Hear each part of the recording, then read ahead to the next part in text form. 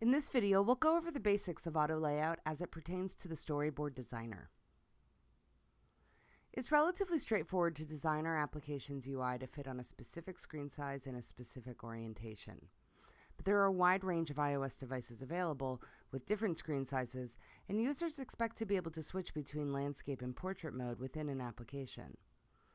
If this happens to a statically defined UI, at best, the app will look weird. And at worst, some of the controls might not even be visible. There are several things that can affect the layout of your UI at runtime: device resolution, form factor, orientation changes, adding dynamic content, user-selectable fonts, and localized content. Apple provides an API that we can use to dynamically lay out our views. This is called AutoLayout.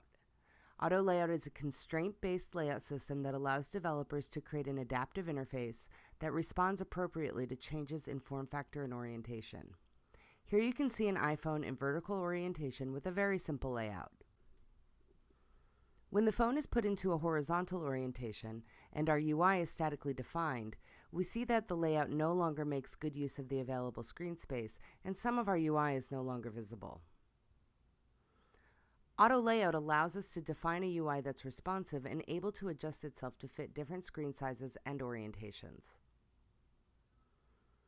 Instead of assigning fixed values for a view's size and position, AutoLayout organizes views by describing relationships between views and relationships between views and their container.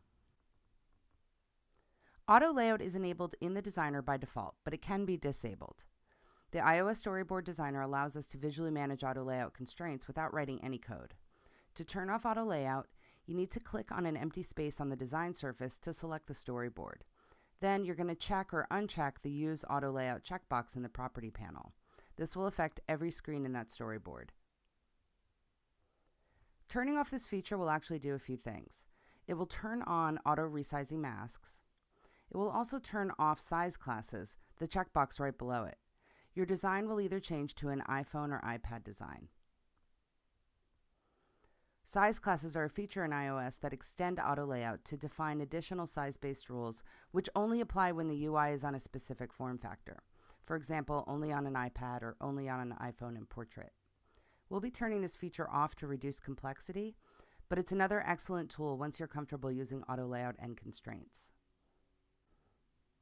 At its core, AutoLayout is all about constraints. Constraints are really just a mathematical formula applied to an attribute of a view to determine its size or position relative to the things around it. For example, we could create a relationship between the left edge of a view and its parent. And we can add constant values to these equations to adjust the spacing and position. For example, if we want to indent the view from the top of the parent. These relationships can be defined between sibling views. Here we're specifying the top of a view be offset from the bottom of another. And this is already very powerful. If we change the height or vertical position of the first view, our second view will reposition appropriately. And these rules can be more complex. For example, we can set one property to be the same value as another. For example, we can make two buttons the exact same width. Or as you can see here, we can use a multiplier to set a ratio. In this case, our view's height is half of its parent. AutoLayout will dynamically calculate the size and position of the views in your layout based on the constraints that you place on those views. Constraints can be added programmatically or by using the Xamarin.iOS designer. The designer is typically easier, especially when you're first getting started with constraints, as it visualizes the relationships, making it much easier to see the final position, and it provides feedback in case of errors. The iOS designer has two modes for manipulating elements on the design surface.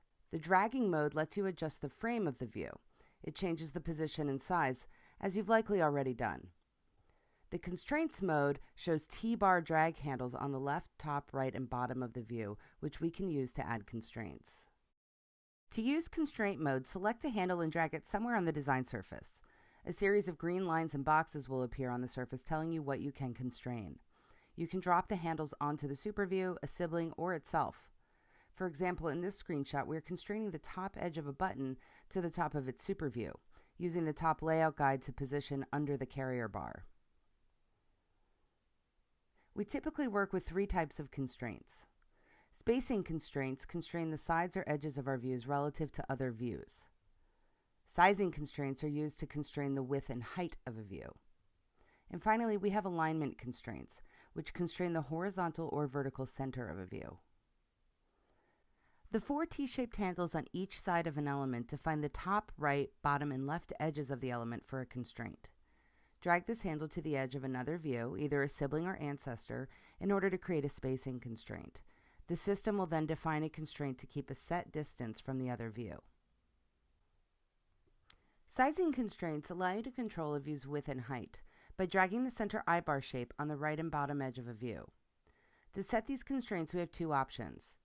You can either drag the handle to constrain to a neighboring element, or double-click the handle to define a constant size value. The middle square handles both center X and center Y constraints. Dragging the square handle will light up the other elements to offer both vertical and horizontal drop areas. Depending on where we drop the square handle will determine if it creates a horizontal or a vertical centering constraint. This leads us to an important concept when working with constraints: fully constrained views. A view is fully constrained when there's enough information to uniquely define the size and position of the view. This typically requires four constraints. There are some views, such as buttons, labels, and switches, that will automatically size to their content. We call this an intrinsic size. For these views, constraints to set the size are optional. So then what happens when our view is not fully constrained?